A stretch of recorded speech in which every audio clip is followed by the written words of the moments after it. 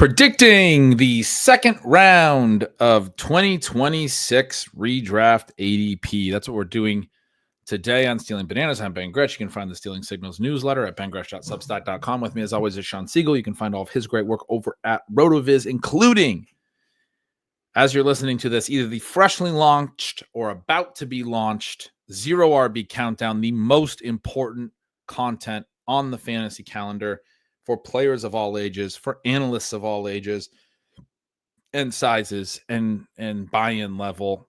Everyone tunes in for this.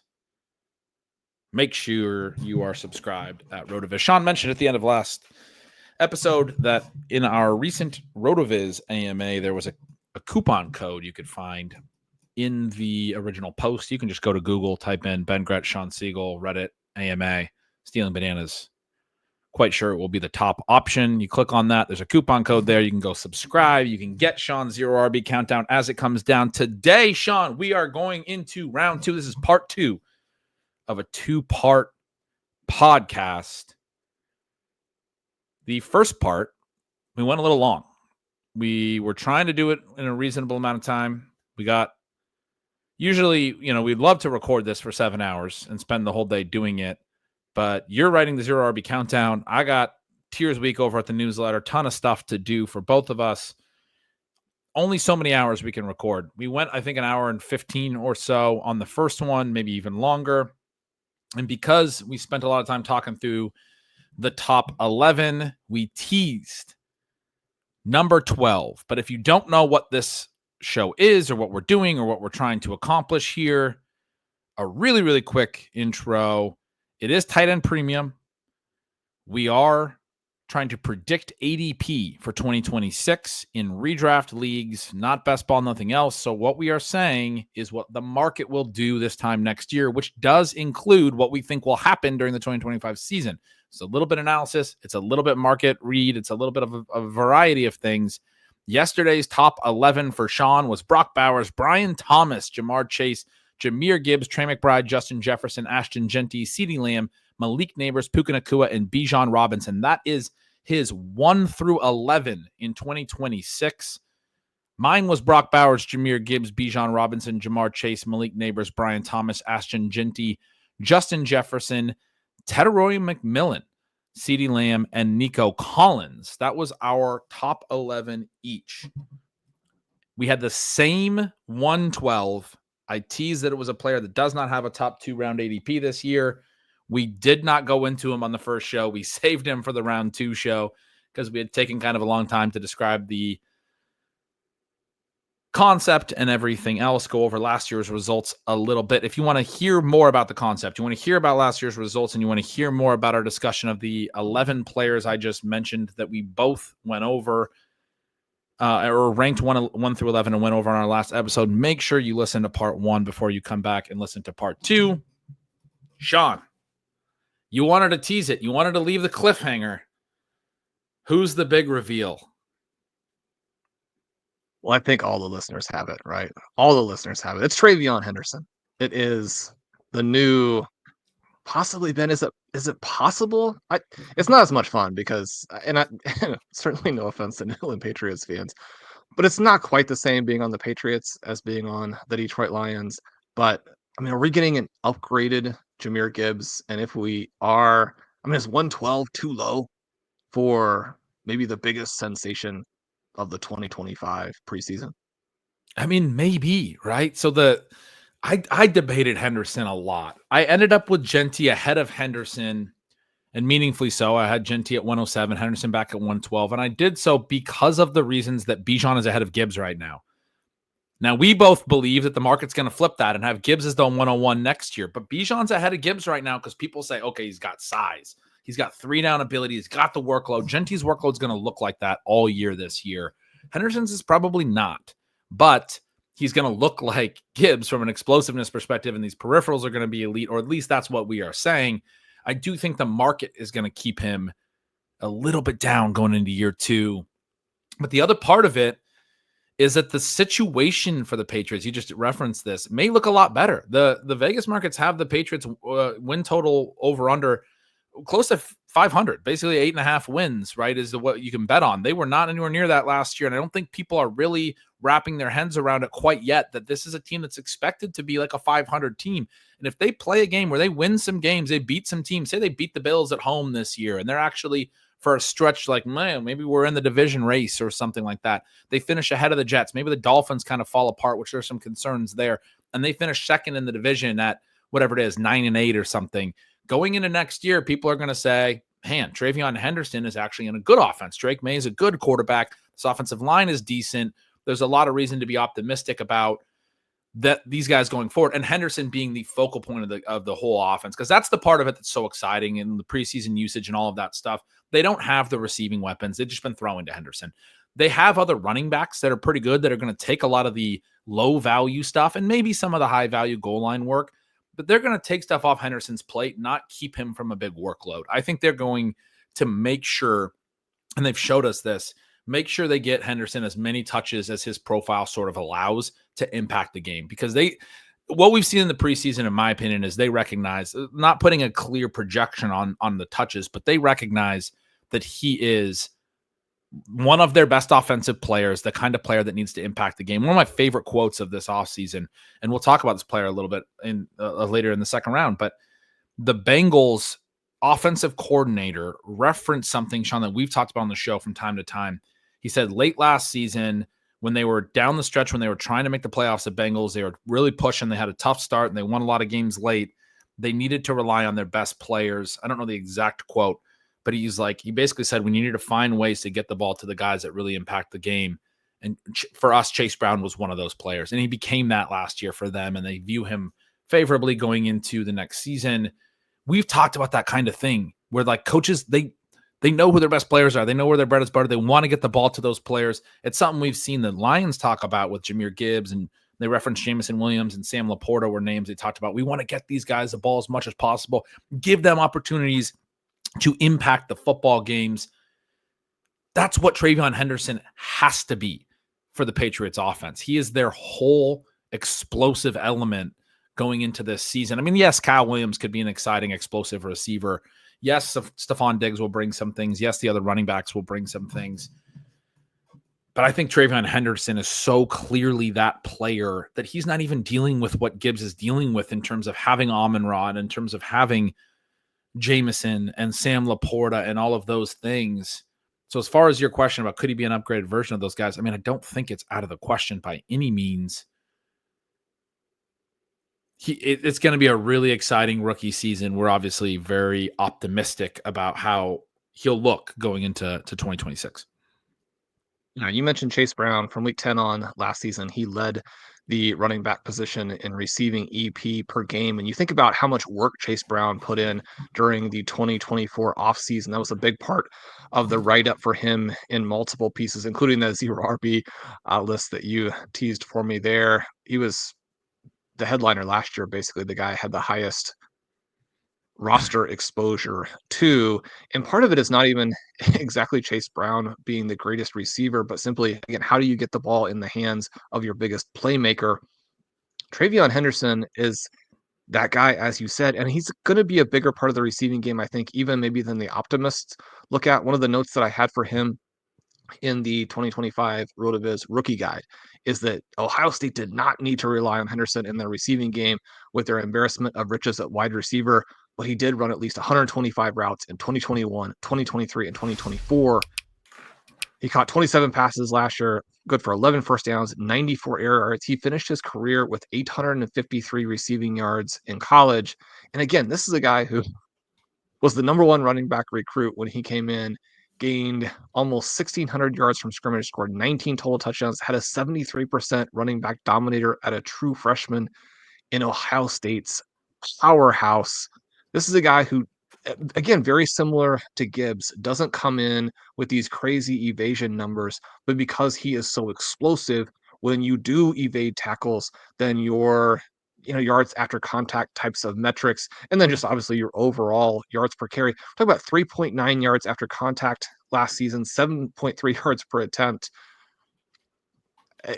Quinshawn Judkins, who was drafted ahead of him, Henderson averaged almost three times as many points above average per attempt. That's how good Henderson was last year. And then, if you have any questions about the ability to break the big plays, he went 23.4 miles per hour as his top speed at the combine. That was faster than Brashard Smith, than Jaden Blue, than RJ Harvey, than Bashal Tutin. He had the number one athleticism score according to Next Gen. He jumped 38.5 inches.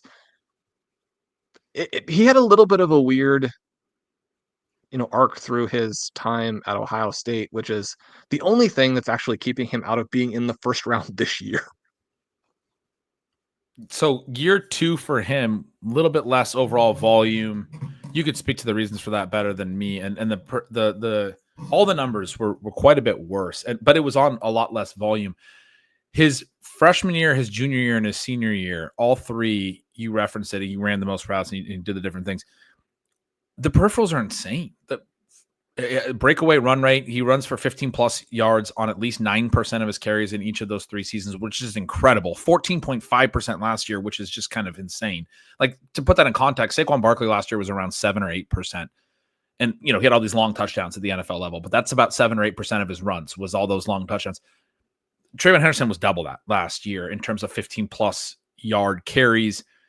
Yards after contact for attempt, you referenced this, but for a guy that's as fast as he is, the fact that he can break tackles in the first preseason game, he caught a ball in the flat, defender right at him, right as he turns, bounced right off the defender, went for 7 more yards and got a first down on a play that should have been stopped right at the line of scrimmage because he's basically put in a position where he's flat-footed and the defender's on him. The fact that this is a speedster who can still absorb contact and get yards after the contact is an exciting thing that you see clearly in the data all 3 of those years. And then in the receiving side, you're talking about Gibbs as receiving, and we've always talked about this. It's so legendary, but it was in part legendary because of the targets per route side of things. It's also very, very, very good in the after the target efficiency. But if you looked at like Gibbs's yards per route run, it's absurd, especially for a running back. He had multiple seasons over 3. For his career, he's 2.47, but that's in part because he had a 25% targets per route. Henderson didn't, because as you referenced, they had elite receivers at Ohio State. They didn't have to throw to their back out of the backfield. Gibbs' 2 biggest targets per route seasons were before he transferred to Alabama. Then it fell at Alabama, similar element. Henderson's yards per target, the volume after he actually did get thrown the ball, 9.7 over his career. For Gibbs, it was 9.9. I mean, in terms of what they actually did when they were thrown the football, very, very similar. He just didn't have the same level of involvement in the pass game, but an incredibly explosive player. You talk through all the things with the athleticism and all of those things. So Henderson closes our first round. He's the 112 for each of us. As we start the second round, I talked a little bit about Nico Collins on the last show. You have him 202. You talked a lot about Trey McBride because you had him at the 105, and I mentioned this on the last show. I have him at 201. The guy that you have at 201 and I have at 202 is the same player. And so as we start the second round, our first couple of picks here, a lot of overlap.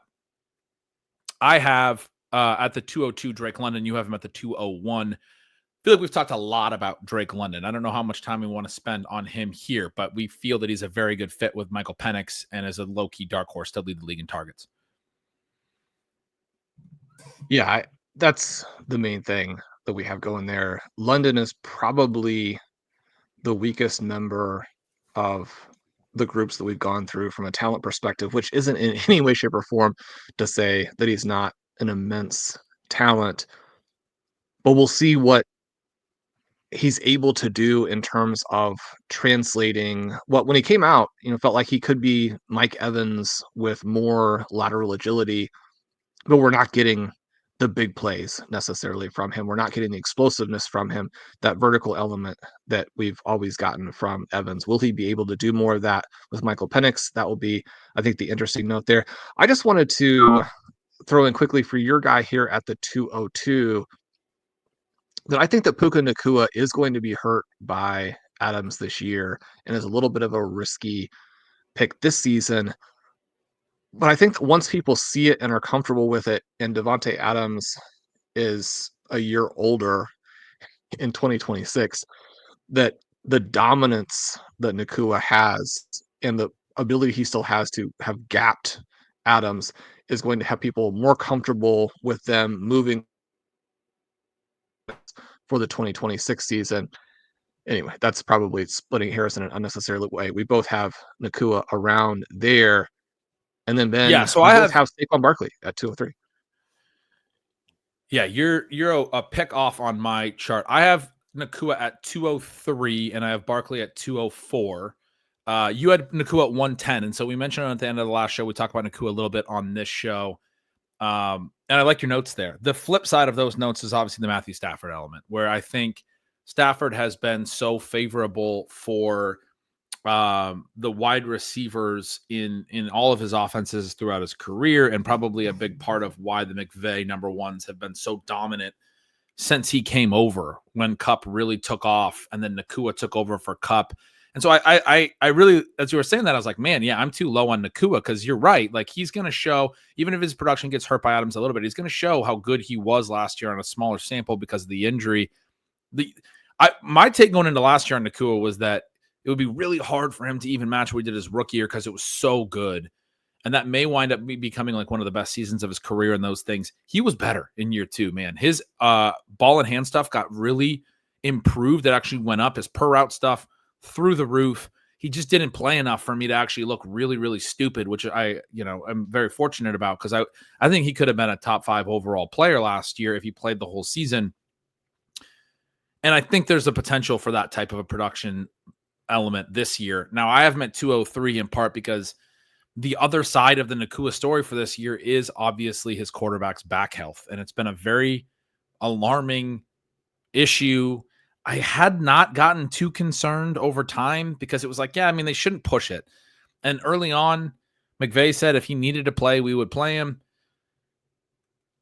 It's at the point now where they're not seeming to, they've tried to work him out and then he hasn't been able to like stick to a regimen, and they've needed to sit him back down. And it's clear that this is not going to be something that's going to easily go away. I guess I'm concerned that Stafford may end up retired by this time next year, essentially, right? There's been talk of Stafford retiring in recent off seasons. This has been something that he's dealt with a lot. And I know that like his family's very important to him and he's got other things going on in his life as well, which, all these guys do, obviously. So who knows what will happen there. But part of my mind is there's a lot of ways that this year can go for the, oh,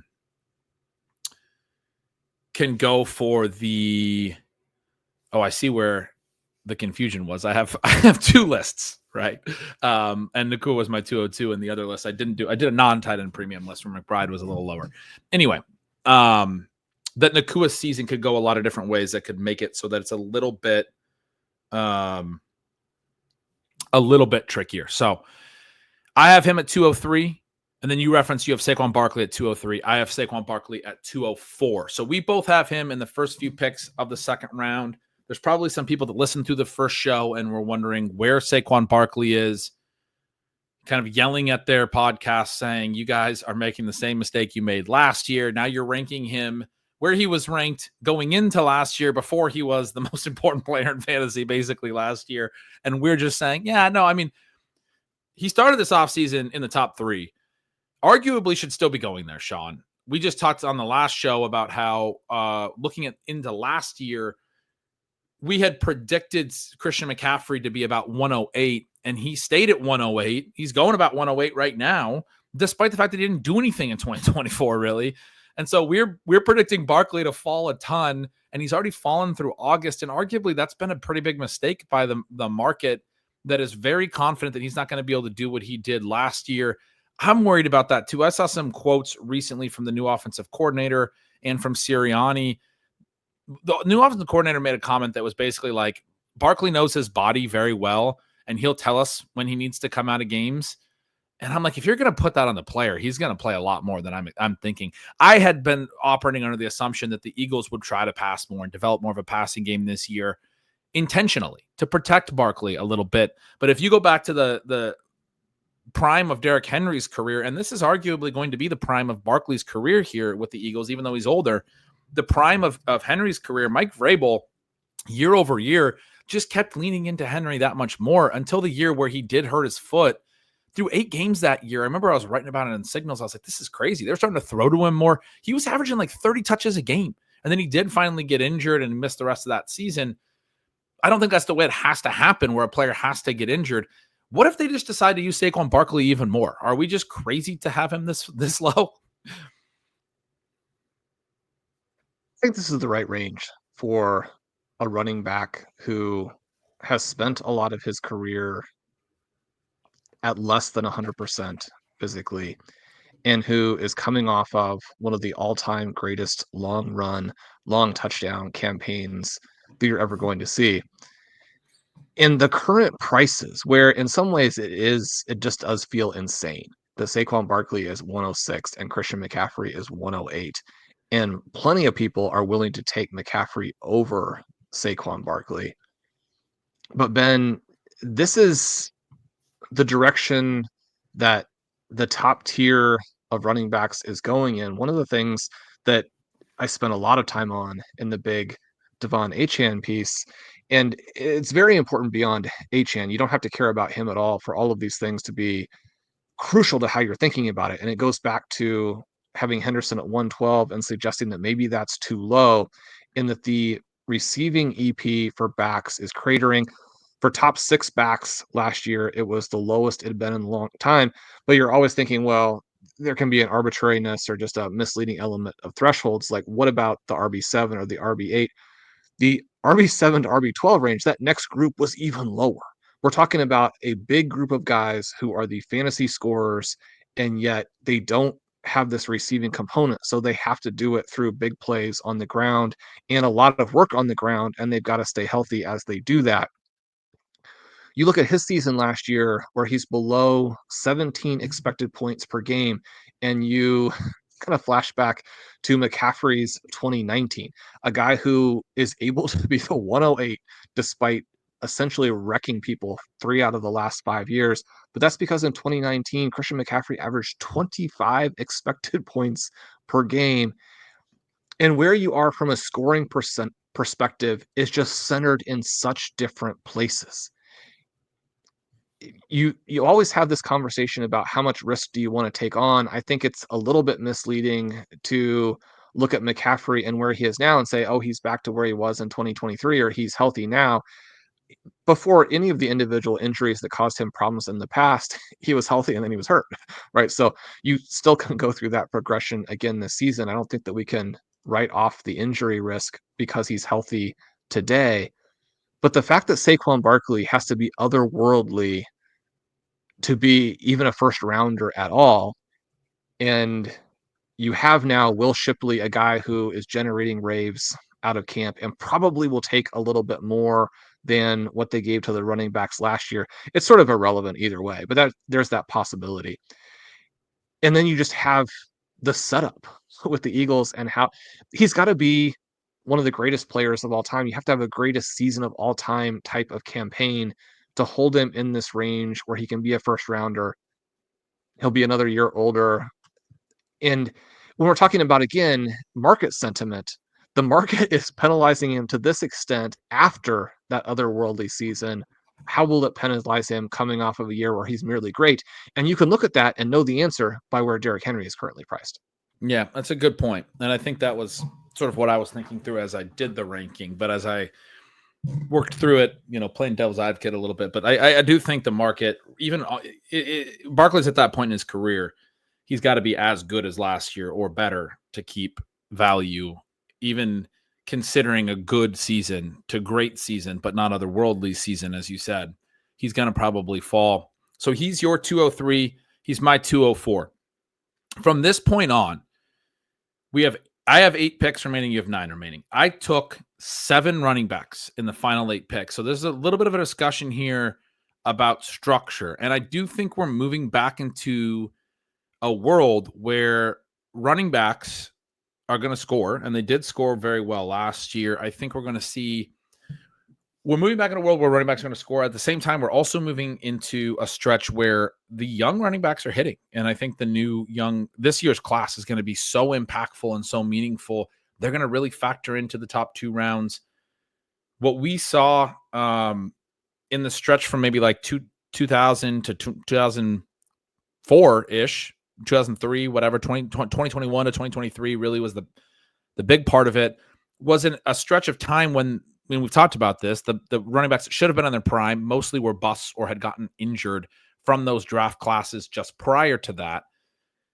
And we knew that there would be another influx of young talent that was going to start to hit. And now we have that going into this year, and it's only going to get more impactful. But we have Gibbs and we have Bijan, and we already have Genty and Henderson in our first rounds. And those are the four guys that we both ranked in the first round, top four running backs. We both have Barkley as our RB5 here.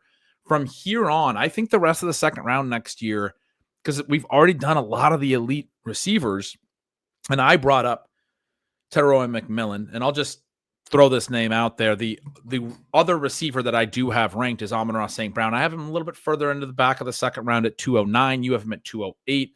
It's really just an element of how concentrated, or I guess how deep the Lions skill position group is going to be, that it does make it a little tougher for Amon-Ra to score on the level of these other elite receivers. So anyway, the running backs that we get to here for me will be somewhat of a structural thing. I had a just missed category, and I wrote a bunch of names, and they were just names that I wanted to consider and how I wanted to place them in. But I just counted, I have 13 names there, and 9 of them are wide receivers. So what I would think of as the third round next year, probably going to be very wide receiver heavy. I don't have them in a specific order, Sean. When you see them, if you do look through that, this is not exactly how I have them ranked, for the record. You have 3 guys that just missed, and so we'll get to the just missed in a minute. But I'm laying all that out because you have your next 2 picks here, 204 and 205, are wide receivers that I didn't even rank.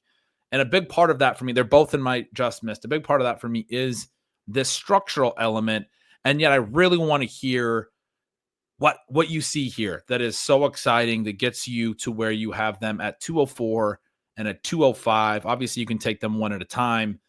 But those names after your Saquon Barkley at 203 are Jackson Smith-Njigba at 204 and Xavier Worthy at 205, followed by Teroy McMillan at 206. We talked about him on the first show. I do have McMillan up in the first round at 109.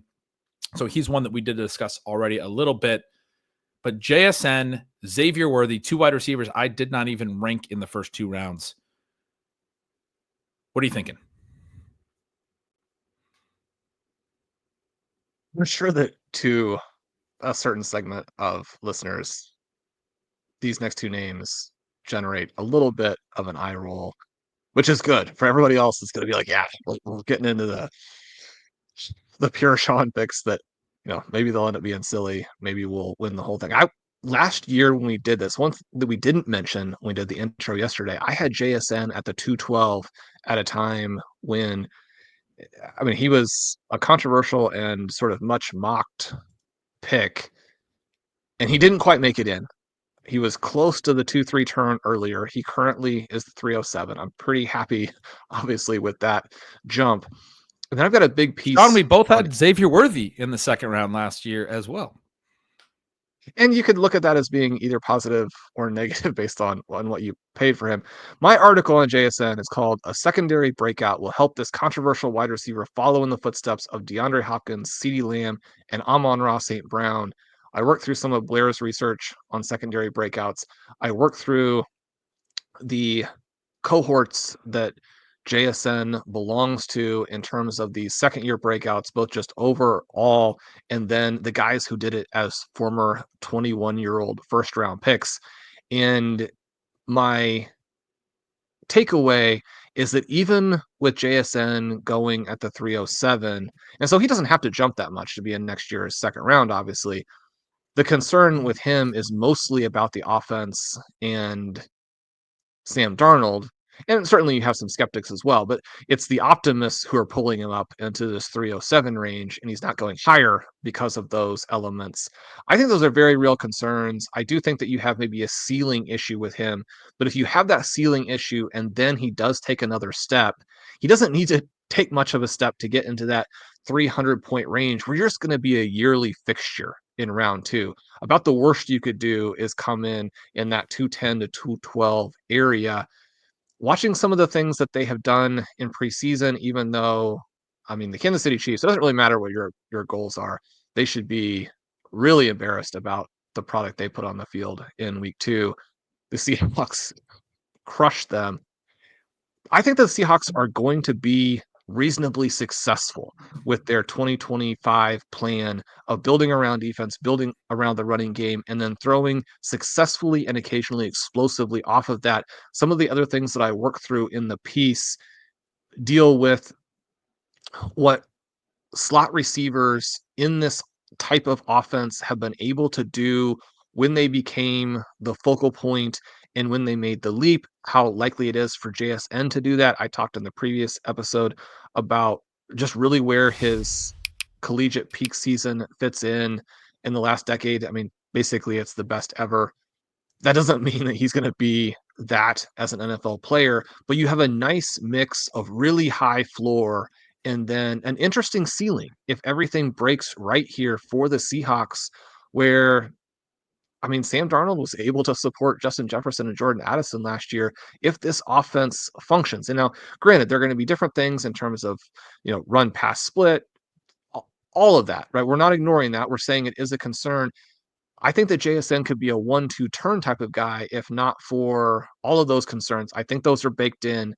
I think it's mostly a floor play, but there's an interesting ceiling. But once you get to where JSN is now, where he's going to establish himself among the best receivers in the NFL, I just think that a second round pick in 2026 is pretty straightforward. Maybe 204 is aggressive. Maybe it's more like 209, but I really like what he can give fantasy managers over the coming seasons. It's a little bit like Brandon Ayuk in 2023 having a 3+ yards per outrun season and then going in the second round in 2024 in a similar type of offense that's a little bit run based and throwing off that. I think some people are listening to that and hearing it through the lens that I am, which is the reason I ranked him as a just miss guy instead of in the second round, is concerned about Seattle's run rate. If you watch that Seattle and Kansas City Chiefs preseason drive, the first drive with the first team, they ran the ball so effectively. But I wrote about this in a piece that my preseason takeaways has not published yet, or at least as we're recording this. My takeaway was to actually move Darnold up my rankings. I had him very, very low. But that was because I felt like he wasn't going to be able to win as a drop back passer. When I saw how well they were going to be able to run the football, and that's the way that it's looked through the preseason, that I felt like, okay, well, this offense can be a lot more functional in an old school traditional way where he can work off of that. They did a couple play actions. He completed some short passes on those like little sprint out leak plays. There was nothing down the field. It was short catch and runs. One of those passes was to JSN, but it's the type of stuff that keeps everything in rhythm that Darnold should be able to do well enough and throw these catch and run plays.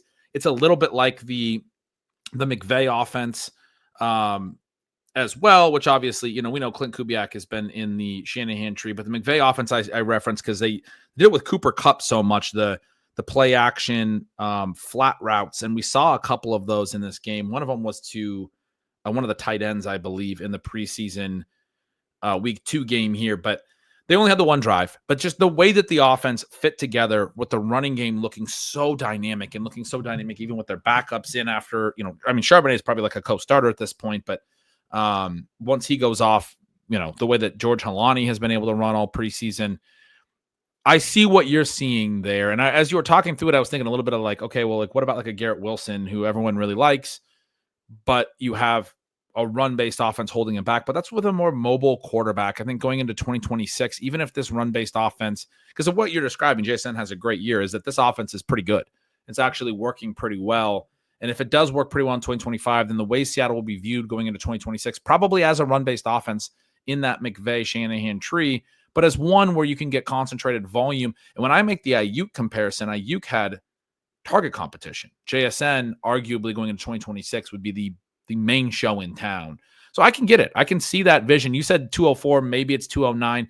As you were first talking through it, and I was thinking about why I didn't have him ranked there, a big part of it for me was that I think this team's going to be so run-based that the market isn't going to like to have him in the second round. But then as you talked through it more and I thought about it, okay, even if this is a run-based offense, if he's that good, he's going to be the clear number one going into next year. He's not going to have a mobile quarterback element necessarily. I mean, he might with Jalen Milroe if Milroe takes over, but assuming that Darnold is still sort of in place and is the quarterback, I do think that the 204 is where he could land. So that's a very interesting one. Shawn, Worthy, the next guy up, I mentioned it. We both had him in the second round last year. I had him at 201. I got a really aggressive last year. Now I don't even rank him in the top 2 rounds. I think it's fair to say that thing that we've been saying quite a bit, that if he would have connected with Mahomes on a couple of those deep targets last year, I would probably have him in my second round. I think it's fair to say that I don't have him in my second round in part because of that element of it. If he would have just had a few more points in his rookie year that were there, those points were there, then I probably would be ranking him higher. And it wouldn't be weird to think of him at 205. I strongly considered him. He would probably be my first man out on this. Strongly considered him, had him in more the back end of my second round. But as I worked through it, I felt like I wanted to get the running backs in. So as I said, Amon-Ra St. Brown ended up being the last receiver I brought in. McMillan was the only receiver that is not going in that elite group from this year, that top 9 that I brought in to my top 2 rounds that isn't going in the top 2 rounds right now. You also brought in Worthy, and you have him ahead of McMillan. You're anticipating a really big breakout for the 22-year-old. We've obviously talked about him quite a bit. So I wrote like a 13,000 Yeah. word article on the Chiefs. People can go to that to get all the details. Just every time you talk about it, it gets to be more thousands of words. Is it actually 13,000? I think it was like 5,000. No. This one is much longer than that. It may be just 12,000, but it's I didn't long. I didn't It's look like through it. It's long, yeah. I mean, I didn't long. test the word count, but I read it, but like it's that long. Wow. Yeah, it's long. Over Worthy's last 6 games, including the postseason, he averaged over 21 points per game. If we look at the rookie seasons for Xavier Worthy and Rashee Rice, and we pick the best possible starting point for Rice, not for Worthy. Rice broke out for 24.7 points in week 12. Then from week 12 through the Super Bowl, from that point on, Worthy averaged 17.6 points per game as a rookie. Rashee Rice averaged 17.1. And the next sentence is, with that level of production, you might wonder why Worthy isn't being afforded the same enthusiasm as Rice. After all, he's younger, he's faster, he was drafted earlier, and he produced those points more recently than his teammate. And then I go through it. And there are plenty of different elements to this. And I have no problem at all with people who love Rashee Rice. I mean, Rashee Rice is basically set up to be Chris Godwin for, I say the next decade. As long as he can stay healthy and as long as he can stop drag racing people, he's going to be a huge part of what Kansas City does. I don't think that Rice picks are going to be bad or unprofitable in any way, shape, or form. The rest of the Worthy stuff is in the piece, but very clearly he's got the running element to it. You mentioned the long catches, the possibility of breaking out as a Tyreek Hill light type of player we have to consider. It doesn't mean that the breakout will happen, but you have to price that in as a possibility when you think about what he could do this year, what parts of that might actually come to fruition, and what that would mean for his ADP next year. The Chiefs are very controversial for a team that's been to the last 3 Super Bowls. They do need to get the offense going again. It's interesting to think about what the target competition will be like. I do think that the Rashee Rice suspension, which we have reason to believe at this point will probably be fairly long, even if Rice's side kind of gets their way, that opens the door for Worthy to really emerge. You look at the things that happened early in camp, and Rice was generating a ton of headlines early. He was the guy, it sounded like, who was going to be the big focal point, or at least was just able to generate a ton of targets in practice. Perhaps if Rice were going to play the whole thing, he would step on some of these other guys. But low-key, the reports on Worthy have been very, very good as well. I hope that means the Chiefs will be exciting. I hope that means that Patrick Mahomes will help them take a leap.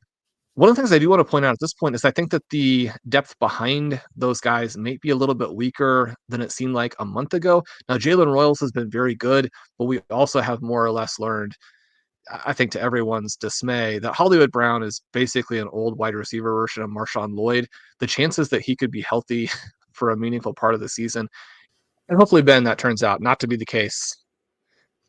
Just because you've been injured more or less exclusively over the recent past and are injured now doesn't mean that things couldn't change. I hope for his sake that they do. He was such a fun player when he was fully healthy. But it looks like Xavier Worthy is going to be the focal point for this offense, either at the beginning of the season or throughout a big chunk in the middle of the year. If he can't take advantage of that and take the next step as a second-year player with Patrick Mahomes, given everything that is in the back of his profile, everything he's done to this point, it's certainly possible, but it would be a massive disappointment. So Worthy comes in at your 205. You have McMillan at the 206. You have Amon-Ra St. Brown at the 208, which gives you 12 wide receivers through the top 20. I don't think it's really a knock on St. Brown or really anyone. It seems to me that you're bringing up JSN, Worthy, and McMillan to be a part of the group that was already up there this year. And so you're looking at next year as, because you also have 2 tight ends up there in that top 20 picks. There's only going to be 6 running backs going in the top 20. And then you actually have a really fun pick at 21, and then 22 through 24, the back end of your round 2 is all running backs, and 2 of your 3 just missed players are running backs. And so there is an element here where, and your 2 just missed are in my second round. There's an element here where you're seeing that running back run happen a little bit later after the first 20 or so picks. Whereas for me, I mentioned I only have 10 wide receivers total in the first 2 rounds, the full first 24 picks. You've got 12 in the first 20. So there's a little bit of a stylistic difference here. Moving on. So that's the first half of your second round. London, Collins, Barkley, JSN, Worthy, McMillan, 5 wide receivers. The first half of my second round, Trey McBride, who obviously was in your first round. London, Puka Nacua also was in your first round. And then I go Barkley, RJ Harvey, Omarion Hampton. So RJ Harvey is your pick at 107. That's the one I skipped when I went from McMillan at 106 to Amon-Ra St. Brown at 108. He is your RB6, just like he is my RB6. He comes in at 205 for me. Omarion Hampton comes in at 206 for me. He is not in your list all the way through the end of the second round. He is not in your just missed either, which I found to be very interesting. I do have some pretty big concerns about Hampton's workload and about the offense. They've talked a little bit about still wanting to split with him. The offense not necessarily great at running back scoring, particularly because they don't tend to throw to the running backs a ton. But Hampton's got a lot of exciting elements to his profile. And I think with a first-round draft capital player who is going – I said I had concerns about his workload. I meant more about the team scoring environment, which I said sort of separately. I do think Hampton's going to get plenty of work this year. And coming off a rookie season where he got a lot of work, I think he'll be efficient running in the Chargers scheme. And then is a year 2 guy. I think he's going to land here in the second round. I do have Harvey ahead of him, as do you. And you have Harvey ahead of a tier break, it seems like, at running back to a degree. Harvey, the next great running back in the Sean Payton system, and what do you see in him that maybe you don't see in Omarion Hampton? Yeah, so much of it comes down to right what you were going through right there. We look at the redraft dashboard currently. We look at the ADP, and we see that teams in that third round, Josh Jacobs, Kyron Williams, Omarion Hampton, wrapping back around into the early fourth with Breece Hall, probably, can extend to Chuba Hubbard. Those teams are going to come in at or near the bottom of the team RB receiving EP numbers. And so you just don't have that additional boost of somewhat free or easy points through the passing game. We've been talking about how difficult it is for the guys to score. We just talked about it with Barkley. Hampton, I think, is similar in that we don't know that he's quite to the level of Barkley. And unlike the situation with Barkley, we know the Chargers strongly believe in the committee. So it just makes the scoring profile very difficult. Even if you're a star, he's probably a star, but we don't know that for sure. So that's why I would have him there contrasted with RJ Harvey, where RJ Harvey comes in as an older player. We know that isn't necessarily ideal, but the combination of receiving ability, speed, we're talking about Harvey with a 4.40, 92nd percentile explosion. I mean, he was at 150 scrimmage yards last season per game. He scored 25 touchdowns. I mean, Harvey is a touchdown scorer. Harvey is basically your like most fun running back you can possibly imagine in terms of watching him play. And then on top of that, he's a high value touch machine. And then on top of that, he plays for Sean Payton. And so, I mean, is he going to have the same kind of issue as Hampton, where another back and maybe backs have a lot of touches? And does that justify his current ADP? I think yes. Right. But when you think about what the likely trajectory is and thinking about a guy who, could be Alvin Kamara and what that would mean when they're in their peak, and just how many points the Denver Broncos are probably going to score, it sets up very, very nicely for him. The way the two teams do things and what the scoring profiles are there as a result, I think more than wipes out any difference in these two guys as talents. And Hampton probably has a better dynasty outlook for a variety of reasons there. I don't know that like today that Hampton is better. I think RJ Harvey probably is. There you go. A hot take there at the end. I think that's a good breakdown. And so we have, for me, we have Harvey right before Hampton to close out the front half of my round two. The start of your round two is RJ Harvey, Amon-Ra St. Brown, and then the alluded to fun pick, you got Jaden Daniels in here at 209. We've talked about thinking that those QBs are maybe the right pick in the third round where things get a little bit flat this year. They're probably a value there. And I had Daniels as part of my just missed for next year, the only quarterback I put in there, because I do think there's the upside scenarios for Daniel as well, where they just add a lot of play volume. I've talked about this. They were a little bit slow at the start of his rookie season last year. Then he hurt his ribs. He wasn't running as much for a 6-game stretch. He didn't have more than 8 carries in any of those 6 games. He had 9 or more in all but 3 of his other 13 games, not counting week 18. So most of the time he was a 9+ carry guy. And then there was that 6 straight weeks where he didn't hit 9 in any of them, because that's when he hurt his ribs, and they're playing slower and they're doing some things differently. He wasn't throwing downfield as well.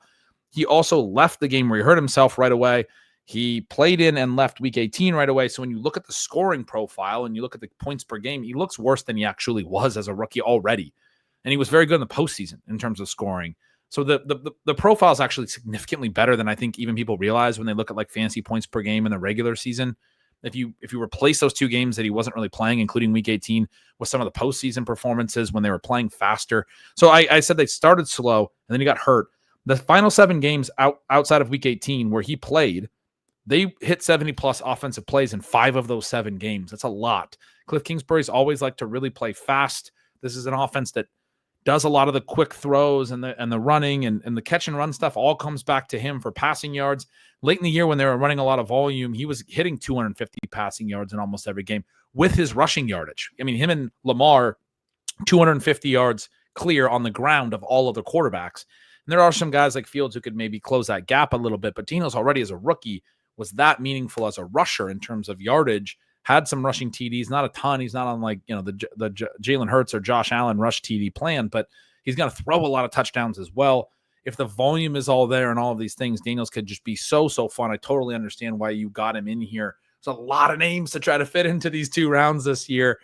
We could have probably done 3 or 4 rounds. What are you thinking about Daniels at 2-1? I just explained all of the Daniels profile, and he's the guy you had in and I had out. But what are you thinking of Daniels at 209? Yeah, there are some red flags. Obviously, the Terry McLaurin thing is a bit of an issue. I do think that Jalen Lane, although not being an elite prospect by any stretch, is a great fit for what they want to do. They've been very happy about how he has performed in camp. He's probably somebody that you should be tacking on to the end of builds right now. It's preseason. It's the Cincinnati Bengals. We know they weren't good defensively last year, but he just looked supernatural again at the beginning of the game last night. He has the running score. Now, probably in a real NFL game, he gets lit up on that carry. So, again, you got to make adjustments for all of these types of things. But I think his rushing touchdown numbers have a chance to have at least an occasional spike where if he rushes for 1,000 yards and has a 10 touchdown season, and maybe that's just, 3 times over the course of the next 12 to 15 years, but I mean, you have the massive, massive ceiling with Jaden Daniels. And I don't know that he can gap or is very likely to gap a peak Lamar Jackson season. I think the direction that the Bills have gone and where the Eagles are, and he's going to gap, or if things continue on the current path, it's very possible that he starts to establish himself as gapped from Josh Allen and Jalen Hurts in the same way that those guys are gapped from the rest of the pack. If that happens, I mean, it's almost impossible not to start drafting him here. I love that casual drop that maybe just 3 times he'll have 1,000 yards and 10 TDs on the ground. There's only been a few 1,000-yard rushing seasons in NFL history from a quarterback. There's only been a few 10 rushing TD seasons from a quarterback in NFL history. I'm quite confident there's never been both, because I think it's mostly just Lamar that's been hitting 1,000 rushing yards, and Fields did it once. I don't think those guys had 10 TDs the years they did. I know Lamar has not had a 10 rushing TD season. The guys that get the 10 rushing TDs are often the kind of the goal line guys, right? So I think it would be the first time ever, but he'll do it 3 times, maybe just 3 times in the next 10, 12 to 15 years. I don't want to say it's going to be every season. Yeah, that would probably be uncalibrated. The reason I'm saying it and emphasizing it is not to say that you're uncalibrated, but to emphasize what that ceiling would mean, because I don't think it's crazy that you suggested that could happen multiple times in this guy's career with the way that he does take off and how good of a runner he is. So that was your 209. So you have Harvey, 207, Amon-Ra, and Daniels. And I mentioned before you closed with 3 straight running backs. Only 2 of them are in my list, even though I have a ton of running backs. The other one is I don't think you realize that Christian McCaffrey can miss this entire year as well. And he's probably still going to be in the first round next year. I have him at 212. That's probably conservative, even though obviously he'll be in his 30s. Yeah, so you have him at 212. He's the only running back that made my just missed group of 13. So he was certainly right there for me. The other 2 backs that you took, Bucky Irving, Chase Brown, not a surprise to anyone who has read the 0 RB countdown in the past. The 2 biggest targets, obviously, last year for you, for me over at Stealing Signals as well, had a ton of these guys, and they're both in my second round as well. So starting from the back half of my second round after Omari and Hampton at 206, I have Devon Achane at 207. You have him in the just miss category. There's a lot of concerns about the Miami offense. I don't question you putting him there at all. I think the receiving work and the ways that McDaniel is going to use him, as long as it doesn't go so bad that McDaniel gets fired, Devon Achane is going to lap running backs in receptions this year. I mean, that was my thesis for having him just missed, because obviously we're still drafting him at the 1-2 turn. I think the coaching staff will get fired after this season. That's what I figured. I figured that might be the case with where you had him. I think he'll still be valued in the second round because he was 10 receptions clear of every other back last year. And people do just look at the numbers on paper and don't necessarily think about schematically. There would be a real issue. I'd probably be fading him here if the coaching staff got fired, because if you look at the scheme stuff, the reason he had so many receptions was design. It was the quick hits to the edge and all those things. It was with Tua in there and the ways that McDaniel used Tua's quick skill set, because Achane averaged 6 receptions per game in the 11 games Tua played and 1.8 in the 7 games that Tua missed. 1.8, less than a third of the receptions per game. Basically did not have that role. And it just highlights how much of that receiving volume was an element of the offense that is not guaranteed to stick over multiple years. It may not stick in 2025. At the same time, Tua missed 6 games. And he played 11. He missed 6 of the 17.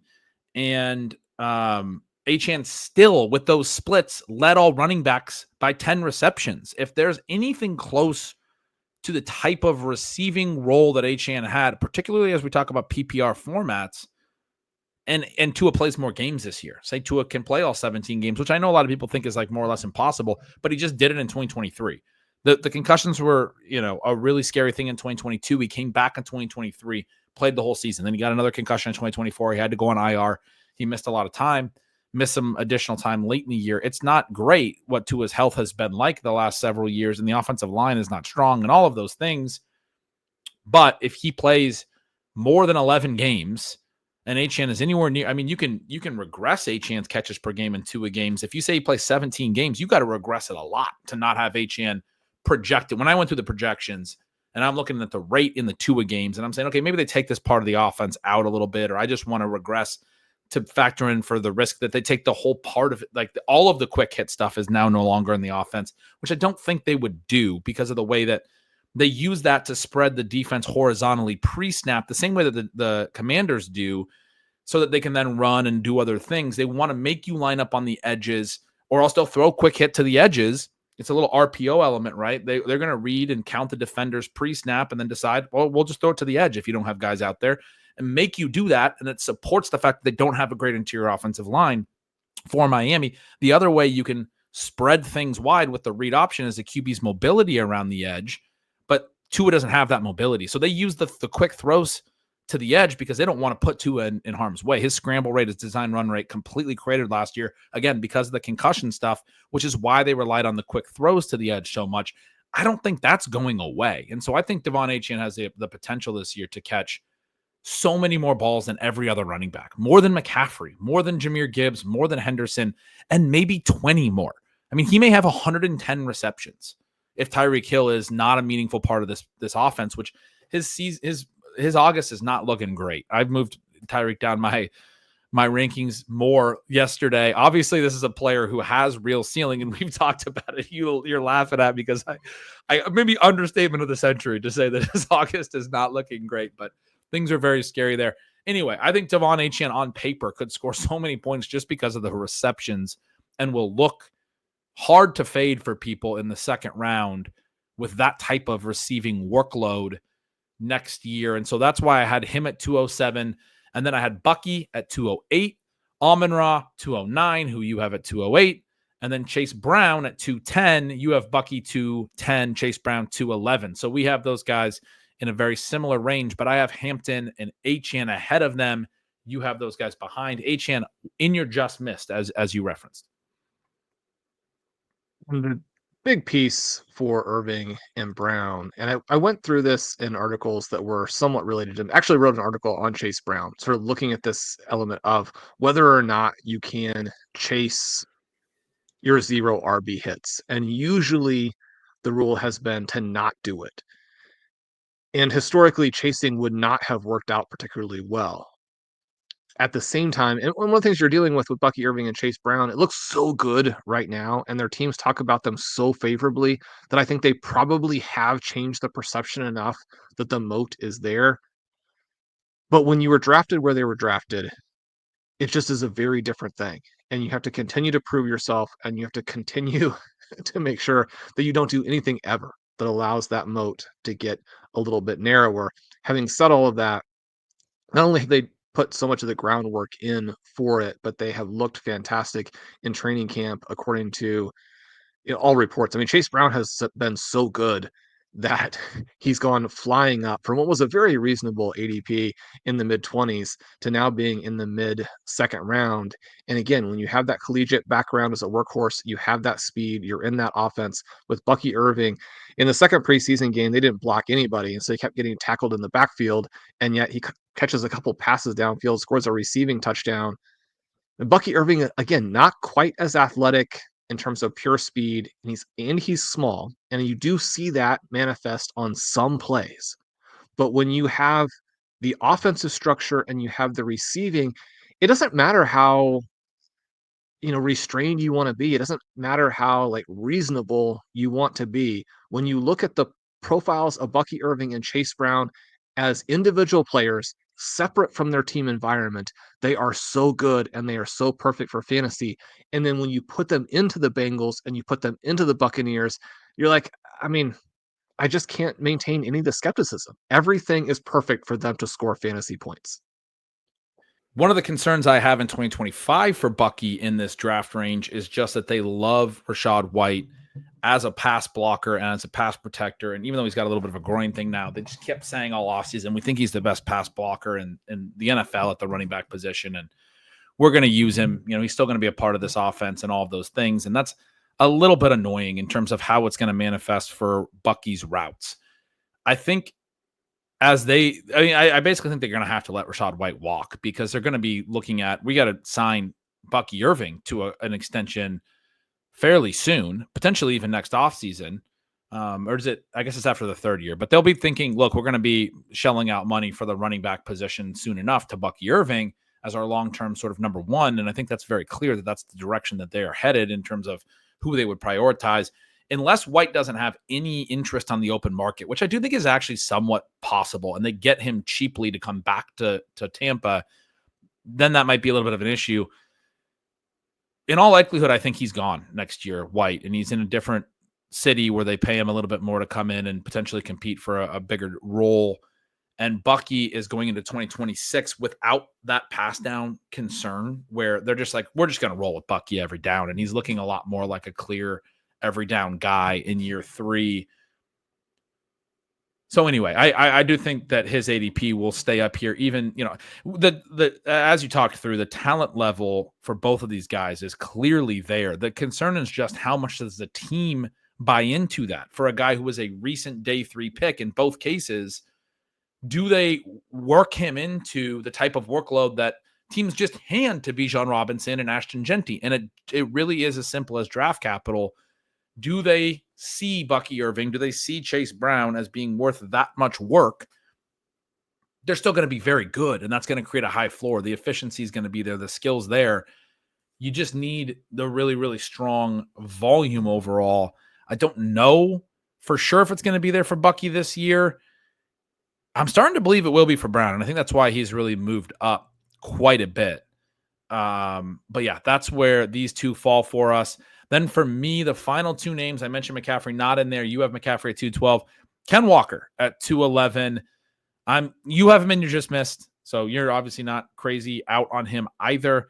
I'm taking an optimistic line here that he's going to stay healthy. He's going to be dynamic. This rushing attack that we've seen in Seattle in the preseason, very, very efficient, is going to also be very good for Ken Walker, not just for Zach Charbonnet, who looks like he's going to score 1 million points if you watch the preseason at all. And Walker's talent level and big play potential especially is going to still shine through, and that's going to allow him to score a ton of points and to essentially still wind up at 211. Walker is a fun one to discuss in terms of where we were last year on him when we did the in-season update, which we like to do on this.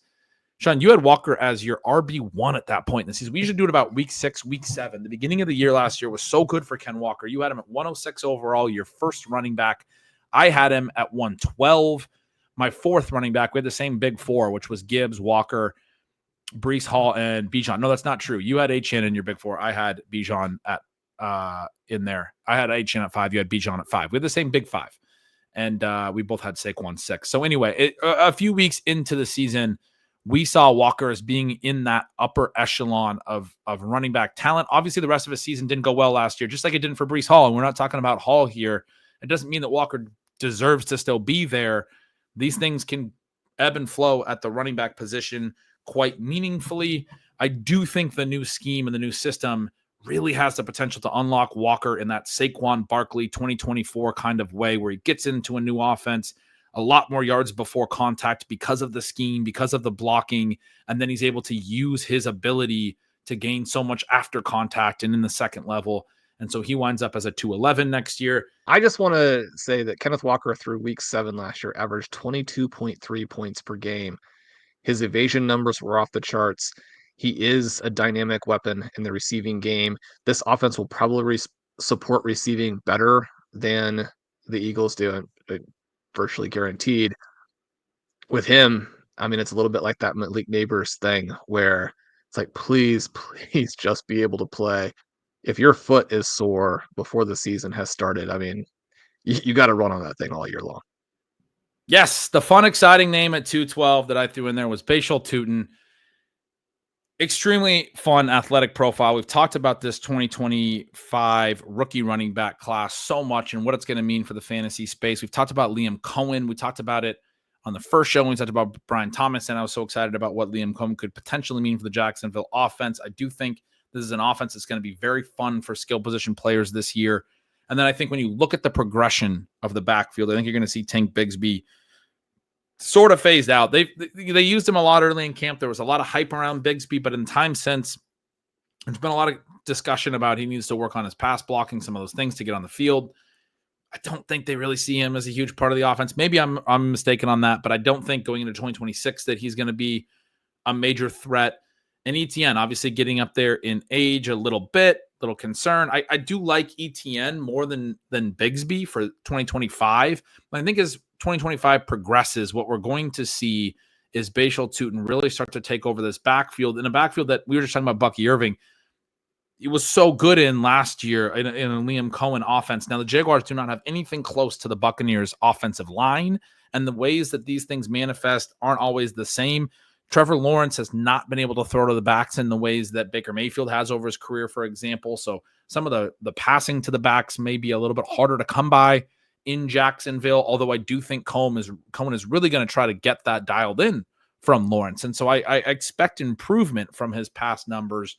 I do expect this to still be a good backfield for fantasy scoring, particularly when you think about the reasons that running backs have been able to score in the modern NFL, which is when they have elite receivers that force the defenses that want to play these cover two shells and take away explosives to stay back even when there's a good running game. Look at Saquon Barkley.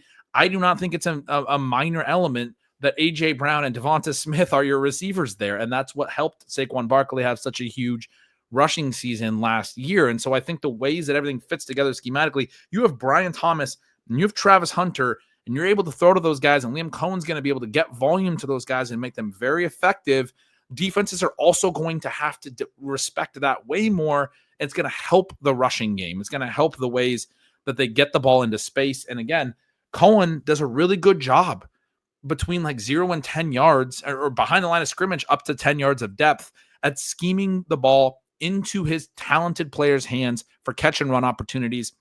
It's not just the big receivers that we saw him do that with last year with Evans and Godwin. It was also the backs. He did an incredible job of it. Rachaad White, I was absolutely tilted last year that he would have so many receiving touchdowns when obviously I wanted this all to be going to Bucky.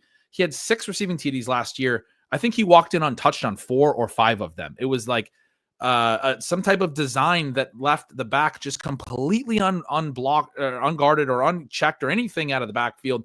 Little swing pass, and he just run up the sideline and score a touchdown. I think that all gets back to what Cohen was doing and the things that he was threatening secondaries with, and the space that he was able to create with his route combinations, I think is pretty unique right now and is exciting.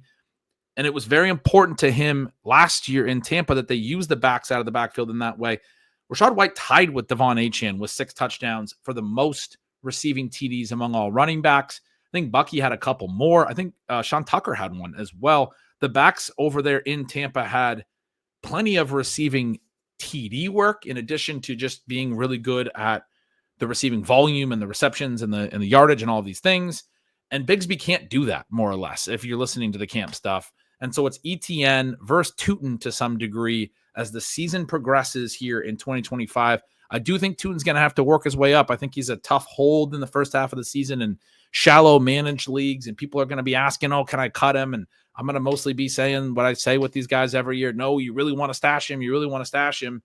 He's the one you want to stash more than anyone else, I think, because I think the way the late season stuff could move for him could be so exciting that we're talking about him at 212 next year. 3.7 yards after contact per attempt in 2023 at a 29% evasion rate, 3.8 with a 34% evasion in 2024. 30% is basically your cutoff for elite play. Anything above that is getting into rarefied air. People know how athletic he is. He's got a bit of a track background. They know he's not huge, but if you've seen him play in the preseason, it will not surprise you that his evasion was actually skewed to broken tackles. He had 30 plus, and say broken tackles and forced missed tackles. SIS gives you separately the forced missed tackles or when a guy's squared up to you and you just make him miss entirely. Tutin is willing to hit people, 30 plus broken tackles in each of his Division I seasons. His 14% boom, 4% bust combo in 2024 was one of the best in the country, averaged over 2 receptions per game as a college back, and a 94% dominator rating in 2024. Bashal Tutin should have been drafted in the same area as RJ Harvey. One of my favorite. If you get him out there, I mean, he's going to look like these other, day 1, day 2 guys. One of my favorite offseason notes this offseason was from the new GM for the Jags, James Gladstone, that he mentioned after the draft that one of the things that he referenced in his interview process was a type of day 3 pick they may take if he were to get the opportunity was Bashal Tutin. That's a guy we like on potentially on day 3. And then they went out and took him with Shawn, the second pick of round 4. So he was like, "Hey, I pitched this in the interview room. I got the job. The draft came around a few months later. I'm so excited about this player, but I told them, look, I can get good value on these types of guys. I told them that I have to wait till day 3 for this player. I waited till day 3. I got the second pick on day 3. I'm taking him now. I've already proven my point." To your point, I think he could have went higher, and I think Gladstone felt that way, and I think the team in behind the scenes in Jacksonville felt that way. They really, really like this talent. The second pick in round 4, I know I've had people respond to this take that we've had multiple times, Shawn, as if it's juicing the numbers. The second pick in round 4 in a running back class this good, when there's a trend toward not as many day 1 and day 2 picks at running back over multiple years, it is like a day 2 pick. It's not, a lot of people going, the hard cutoff is there. He was a round 4 pick, 2 picks into round 4 in a deep running back class where a bunch of teams said after the draft, part of the reason they waited was they knew that they could get depth at this class. They didn't have to pay up. There's an opportunity cost element. This was real draft capital. It was not day 3 capital, but so many people, I mean, if you would have went 2 picks earlier, if Jacksonville had traded into the last pick of the 3rd round and taken him, or not traded, just had that pick somewhere along the line, people would be looking at him differently. They genuinely would be, because getting a day 2 pick as opposed to a day 3. And yet one of the things we talked about around the draft is you get that really early pick on day 3. It's almost more meaningful because they had the whole night to sleep on it between day 2 and day 3, look at everything on the board, and they decide second pick of day 3, this is what we want to do. We want to get Bashal Tutin on the roster. I'm not saying you can take his capital and just make it day 2, but I'm also not saying that, or I'm also definitely saying that if you're just like acting like that's a fake claim where I'm juicing the numbers and he should only be thought of as a day 3 pick, then you're probably not thinking through the way that buckets should work and how context works. He's right on the borderline already. And then you think about the fact that the draft class and the declining draft capital put at the position over time. This is a guy who looks very good on paper, as you just talked through all the peripherals. And then the team really did sink some real capital into him. And I think they see him as a potential lead back in their future. Shawn, as we move. Well, as you say all that, I just want to mention I have an article that directly addresses all of that, called "When Rules of Thumb Fail, Winning the Next War." Then we're running out of time. We both have one guy who's on neither of our top 2 rounds list, but is in the just missed. That is Ladd McConkey. I want to throw out to you that I think Ladd will be good. This isn't a question of his talent. I mean, obviously, in some ways, it's a tiny little question of his talent and how much of that last year was situational, but it's not an indictment of him, obviously, as a player. The Chargers are simply not going to be that great for fantasy. They may be an unbelievable reality team. They want to run. They don't want to throw to guys either as running backs or receivers. I think they will pass very effectively. I don't know that this coaching staff has had this level of passing talent that they think they have with Justin Herbert. But one of the things that's going to happen, even if that's the case, is that Keenan Allen is a target hog, even as an old dude.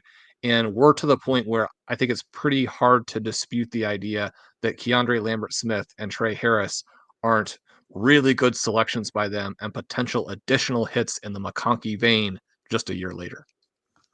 Yeah, that's a great point. To me, it's the volume that kept him out a little bit. I've been asked about that. I think the talent is really, really clear, but I think it's tricky with the way that they want to run this offense. They had the slowest pace in average time to snap last year in the entire NFL. They don't want to play quick up-tempo football under Jim Harbaugh. So it is something that is very important in terms of the way that the massive target volume can manifest that we talked about for a lot of these other receivers throughout these 2 shows. But Shawn, let's wrap up with the recap of your round 2. If you want to recap a round 1, I mentioned it at the top of this show and obviously at the end of last show. You go in the second round: Drake London, Nico Collins, Saquon Barkley, Jackson Smith and Jigba, Xavier Worthy, Teteroa McMillan, RJ Harvey, Amon-Ra St. Brown, Jaden Daniels, Bucky Irving, Chase Brown, and Christian McCaffrey. I go Trey McBride, Drake London, Puka Nacua, Saquon Barkley, RJ Harvey, Omarion Hampton, Devon Achane, Bucky Irving, Amon-Ra St. Brown, Chase Brown, Ken Walker, and Bashal Tutin. 8 of my last 9 there were running backs. That's also part of why Ladd did not make it in there for me. Obviously, you are not knocking Ladd as much as you're very excited about JSN and Worthy and those guys that you brought up into round 2. You're just missed. For people, I know people have told me they write it down. They like that I read all this stuff because they write it down. Your just missed was Ken Walker, Ladd McConkey, Devon Achane. Mine was 13 names I mentioned. It was basically like a rough draft. Here's some names I want to remember and think about as I work through round 2. I had both Tyler Warren and Colston Loveland on there. I was never really seriously considering putting them in round 2. Don't know if they would have even made round 3 for me if I really would have worked through it. But they probably would have been the next group of tight ends or in that range with probably a little Porta. I had Jaden Daniels on there. I had McCaffrey as my one running back, as I mentioned, who didn't make it into round 2, but I do have here close. Another name we didn't mention, Emeka Ibuka, obviously getting all sorts of buzz. A year 2 guy could be really in this discussion. I think probably Godwin's still going to be there, and Mike Evans may not be retired. And I think probably you're thinking more on the terms of like a round 3 pick after a good rookie season for him. I've got Xavier Worthy, Ladd McConkey, AJ Brown, always. He is so talented still. It's just a volume issue with him. And again, I didn't put a lot of receivers in my first 2 rounds. Jalen Waddle. I put both Jaden Higgins and Luther Burden here as potential year 2 risers. And then I had JSN and then another one, year 2 riser, Travis Hunter. So a bunch of exciting rookies that may be year 2 guys that can jump into sort of the round 3 discussion. That was in no particular order. I was going through my rankings and looking up and down the list and trying to think of guys that I thought had the potential to have a huge season, really move into that range. Like Waddle, for example, probably wouldn't even have necessarily made it into my round 3. I'm not super stoked about it. I can see scenarios with Waddle where if Tyreek is injured or just off the team for a variety of reasons, but things don't go completely out of whack for Miami this year, and Waddle gets back to that 100 catch range that we're going into 2026, and Mike McDaniel's still the coach, and you're thinking, man, Waddle's a top 2 pick again, and that will require things to break very, very favorably for Jalen Waddle in 2025. But I don't think it's impossible by any means in terms of what that offense could look like into the future. So that was one of the random names I threw in there that I think maybe raised eyebrows the most. Is there anyone in my long list that you think strongly doesn't belong? Because the names in your 3 just missed, 2 of them we talked about were in mine, and Ladd you just referenced. The third name for me, or actually the fourth name for me, would be Lamar Jackson. He's not in your list, which I thought was a little bit interesting. But again, you're mostly brainstorming guys who could jump into round 2. Jalen Waddle jumps into round 2. That's the one. I think that Jaden Higgins as well is tricky. I think that he's a guy who's going to be a good performer this season and steadily climbs. People like him next year. He's kind of in that round 5, round 6 range. It's one of the reasons that I have some skepticism in the reason that I had Nico at 202 instead of in the back of the first round. Both of those players are big talents. Obviously, Collins has done it for a couple of years. We know that he's a massive talent. I would be surprised if CJ Stroud can play well enough to get both of those guys in. The name that is so controversial there and so much fun, I think, is Luther Burden. I mentioned him as being not really the answer to this question of who is the Jaden Daniels or Brock Bowers of 2025, because that wouldn't be fair to him. It's not set up that way. But in terms of someone who can absolutely annihilate where they're currently going, and there's a reason that you have Burden and obviously not DJ Moore or Roma Dunze on this list. I think that's a fun way to think about it. Again, I would encourage drafters to continue to try and get good prices on him, but don't forget he's down there.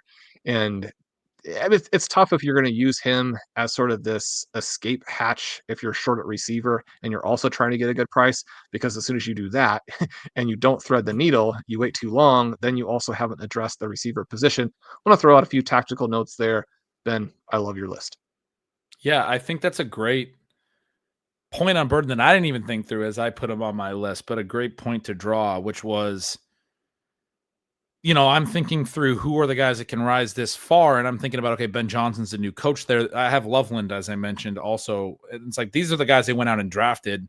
And if their season goes a certain type of way, these are the guys that I could see be featured in the second half in such a meaningful way that going into next year, we're like, the future of the Ben Johnson Bears offense with Caleb Williams is Luther Burden or is Colston Loveland. These are the guy. It's harder for me to see that with DJ Moore or Roma Dunze in a way that pushes their value all the way up into round 1 or round 2. And what does that mean? What does that mean for 2025 in relation to their actual draft cost and those things? It doesn't mean that you just take him no matter what, because it's not the only outcome for Burden. And probably he wouldn't have been in my top 5 of all those names that I referenced that just missed. I had a really long list, but he is somebody that as I worked through a rough draft, I wanted to keep in the back of my mind.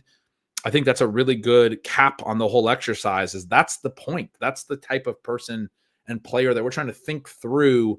How could their 2025 go in a way that is that exciting for them to rise all the way up into those first 2 rounds, into that first quarter production, as I wrote about in my 4 quarters article this year at the newsletter.